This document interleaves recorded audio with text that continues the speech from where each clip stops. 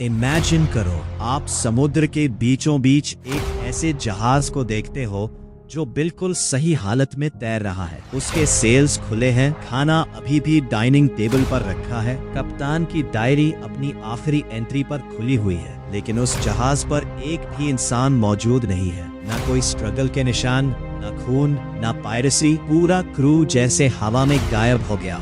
सबसे डरावनी बात, ये जहाज अगले कई सालों तक गोस्ट शिप के नाम से फेमस हो गया। हिस्ट्री इसे जानती है द मैरी सेलेस्ट मिस्ट्री के नाम से। एक ऐसा केस जिसने सेलर्स, इन्वेस्टिगेटर्स, साइंटिस्ट को 150 सालों से कंफ्यूज करके रखा हुआ है। आखिर उस जहाज पर ऐसा क्या हुआ था जिसने पूरे क्रू को गायब होने पर मजबूर कर दिया? 72 अटलांटिक ओशन का ठंडा और खतरनाक इलाका।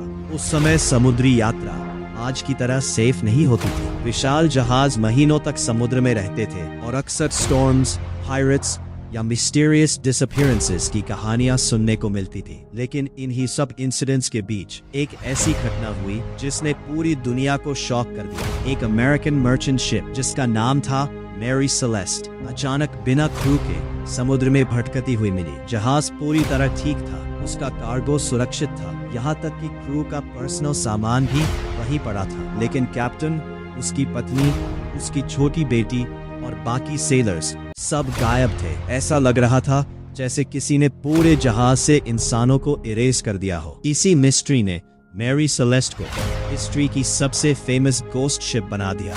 ओरिजिनल नाम अमेज़न था और इसे 1861 में कनाडा में बनाया गया था। शुरुआत से ही इस जहाज के साथ स्ट्रेंज घटनाएं जुड़ी हुई थी। पहले कैप्टन की अचानक डेथ हो गई, कई एक्सीडेंट्स हुए, कुछ ओनर्स बैंकरप्ट हो गए और धीरे धीरे सेलर्स के बीच ये जहाज बदकिस्मत माना जाने लगा। बाद में इसका नाम बदलकर मैरी सेलेस्ट रखा गया और इसे मर्चेंट शिप के रूप में इस्तेमाल किया जाने लगा। 1872 में कैप्टन बेंजामिन ब्रिग्स को इस जहाज की कमांड दी गई। ब्रिग्स एक एक्सपीरियंस्ड और रिस्पेक्टेड सेलर था। वो शराब नहीं पीता था, डिसिप्लिन्ड था और अपनी फैमिली से बेहद प्यार करता था। इसी वॉयज पर उसने अपनी पत्नी सैरा ब्रिग्स और अपनी 2 साल की बेटी सोफिया को भी साथ ले जाने का फैसला किया। उनके साथ 7 और क्रू मेंबर्स थे। जहाज को न्यूयॉर्क से इटली जाना था और उसमें इंडस्ट्रियल अल्कोहल का कार्गो भरा हुआ था। 7 नवंबर 1872 को मैरी सेलेस्ट ने अटलांटिक ओशन की तरफ अपनी यात्रा शुरू की। उस समय किसी को अंदाजा भी नहीं था कि ये वॉयज हिस्ट्री की सबसे मिस्टीरियस मैरीटाइम स्टोरीज में बदल जाएगी। कुछ दिनों बाद एक दूसरा जहाज जिसका नाम डे ग्राटिया था अटलांटिक ओशन में सेल कर रहा था। उसके कैप्टन डेविड मोरहाउस ने दूर समुद्र में एक जहाज को अजीब तरीके से मूव करते हुए देखा। शुरुआत में लगा कि शायद जहाज स्टॉर्म में फंस गया है, लेकिन जैसे जैसे वो करीब पहुंचे उन्हें कुछ अजीब महसूस हुआ। जहाज कभी एक दिशा में जा रहा था, कभी दूसरी दिशा में। ऐसा लग रहा था जैसे कोई उसे प्रॉपर्ली कंट्रोल नहीं कर रहा। जब डे ग्राटिया के सेलर्स मैरी सेलेस्ट के पास पहुंचे, उन्होंने आवाज लगाई लेकिन कोई जवाब नहीं आया। फिर कुछ सेलर्स जहाज पर चढ़े और वहां जो उन्होंने देखा उसने सबको डरा दिया। जहाज पूरी तरह खाली था, क्रू का एक भी मेंबर मौजूद नहीं था। लेकिन सबसे शॉकिंग बात यह थी कि जहाज अबैंडन नहीं लग रहा था। कैप्टन का कैबिन परफेक्टली ऑर्गेनाइज था, क्रू के कपड़े और वैल्यूएबल्स वहीं पड़े थे, वो लगभग अनटच्ड था। किचन में खाना रखा हुआ था।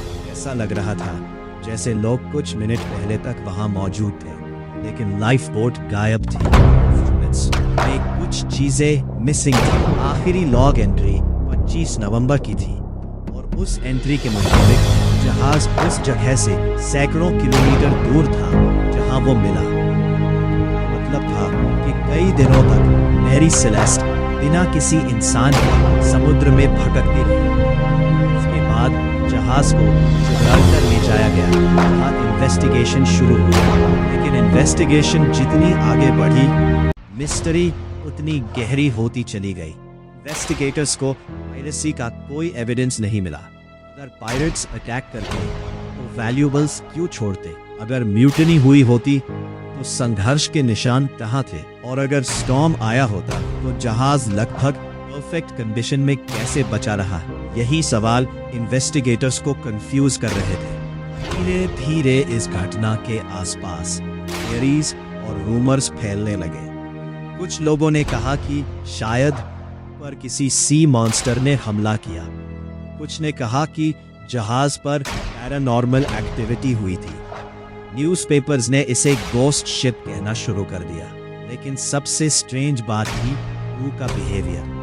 एक्सपीरियंस सेलर्स कभी भी परफेक्टली फंक्शनिंग शिप को यूं अबैंडन नहीं करते। खुले समुद्र में लाइफ बोट जहाज से कहीं ज्यादा डेंजरस होती है। फिर आखिर ऐसा क्या हुआ कि कैप्टन ब्रिग्स ने अपनी पत्नी और छोटी बेटी के साथ जहाज छोड़ना बेहतर समझा। कुछ इन्वेस्टिगेटर्स ने अल्कोहल कार्गो की तरफ ध्यान दिया। कार्गो में इंडस्ट्रियल अल्कोहल था जो हाईली एक्सप्लोसिव होता है। थियरी ये बनी कि शायद जहाज के अंदर अल्कोहल फ्यूम्स जमा हो गए और क्रू को एक्सप्लोजन का डर लगा। हो सकता है उन्हें लगा हो कि जहाज किसी भी पल ब्लास्ट हो सकता है, इसीलिए पैनिक में उन्होंने लाइफ बोट इस्तेमाल की हो। लेकिन प्रॉब्लम ये थी कि एक्सप्लोजन का कोई निशान नहीं मिला। इसके बाद एक और थियरी आई कि शायद पानी जहाज में घुस रहा था और क्रू को लगा कि जहाज डूबने वाला है, क्योंकि जहाज के अंदर थोड़ा पानी मिला था। लेकिन एक्सपीरियंस्ड कैप्टन इतनी छोटी समस्या पर पूरा जहाज अबैंडन नहीं करता। फिर इन्वेस्टिगेटर्स ने कंपास मैलफंक्शन, रोग वेव्स और अंडर वाटर अर्थक्वेक्स जैसी थियरीज भी दी। लेकिन हर थियरी में कुछ न कुछ मिसिंग था। सबसे डिस्टर्बिंग पॉसिबिलिटी ये थी शायद क्रू लाइफ बोट में गया और फिर ओशन स्टॉर्म में हमेशा के लिए खो गया। लेकिन अगर ऐसा हुआ तो उनके बॉडीज कभी क्यों नहीं मिले? यही अनआंसर्ड सवाल मैरी सेलेस्ट मिस्ट्री को और टेरिफाइंग बना देते हैं। आज तक इस मिस्ट्री को लेकर दर्जनों थियरीज मौजूद हैं। पहली और सबसे एक्सेप्टेड थियरी अल्कोहल एक्सप्लोजन वाली है। साइंटिस्ट मानते हैं कि कार्गो से फ्यूम्स निकली होंगी। कैप्टन ब्रिग्स ने प्रिकॉशन के तौर पर टेम्पररी इवैक्यूएशन का फैसला लिया होगा। हो सकता है उन्होंने जहाज से रोप के जरिए लाइफ बोट बांधी हो, लेकिन रफ सी के कारण रोप टूट गई हो और मेरी सेलेस्ट उनसे दूर चली गई हो। दूसरी थियरी पायरेसी की है। कुछ हिस्टोरियंस मानते हैं कि अटैक हुआ था लेकिन एविडेंस छिपा दिया गया। हालांकि वैल्यूएबल्स अनटच्ड होने के कारण ये थियरी कमजोर पड़ जाती है। तीसरी थियरी म्यूटिनी की है, यानी क्रू ने कैप्टन के खिलाफ रिबेलियन की हो। लेकिन ब्रिग्स का बिहेवियर क्रू के साथ अच्छा माना जाता था और वायलेंस के कोई साइंस नहीं मिले। बिलीवर्स दावा करते हैं कि ये बर्म्यूडा ट्रायंगल जैसी सुपरनैचुरल एक्टिविटी का केस था। हालांकि जहाज बर्म्यूडा ट्रायंगल में नहीं मिला था, फिर भी गोस्ट शिप वाली इमेज ने इस थियरी को पॉपुलर बना दिया। कुछ मॉडर्न रिसर्चर्स ने वेदर रिकॉर्ड्स का एनालिसिस किया और कंक्लूड किया कि उस समय अटलांटिक में डेंजरस सी कंडीशंस थीं। हो सकता है सडन वाटर स्पाउट्स या रोग वेव्स ने क्रू को पैनिक में डाल दिया हो। लेकिन फिर वही सवाल सामने आता है, सिचुएशन इतनी डेंजरस थी, जहाज ऑलमोस्ट इंटैक्ट कैसे बच गया? यही कॉन्ट्रडिक्शन इस मिस्ट्री को आज तक अलाइव रखता है। 150 साल गुजर चुके हैं लेकिन मैरी सेलेस्ट का रहस्य आज भी पूरी तरह सॉल्व नहीं हुआ। वो जहाज आज हिस्ट्री का हिस्सा बन चुका है, लेकिन उसके एम्प्टी डेक्स, साइलेंट कैबिन्स और मिसिंग क्रू की कहानी अब भी लोगों की इमेजिनेशन को डिस्टर्ब करती है। शायद क्रू ने किसी इनविजिबल खतरे से बचने की कोशिश की, शायद पैनिक में गलत फैसला लिया, या शायद उस रात अटलांटिक ओशन में कुछ ऐसा हुआ जिसे हम आज भी समझ नहीं पाए। लेकिन एक बात तय है, मैरी सेलेस्ट सिर्फ एक अबैंडन शिप नहीं थी, वो हिस्ट्री का एक ऐसा अनआंसर्ड क्वेश्चन बन गई जिसने दुनिया को याद दिलाया कि समुद्र जितना खूबसूरत दिखता है उतना ही मिस्टीरियस और अनफॉरगिविंग भी हो सकता है। और शायद कहीं गहरे ओशन में उस आखिरी रात का सच आज भी छिपा हुआ है।